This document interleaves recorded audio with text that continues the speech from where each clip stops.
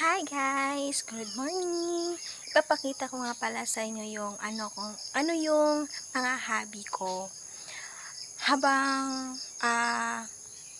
walang work,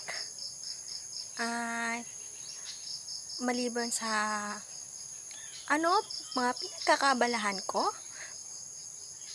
nagbi-visit nga pala ako sa mahilig ako sa mga bulaklak, sa mga tanim, sa agrikultura.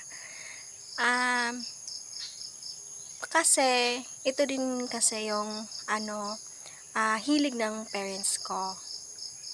So makikita yung produkto namin is cacao. So we love to plant cacao products. Cacao trees. Papakita ko nga pala sa iyo kung ano ang hitsura ng cacao. Hi, ito nga pala yung hitsura o dahon ng ating cacao. Yan. Ito yung natin, bunga. Ito.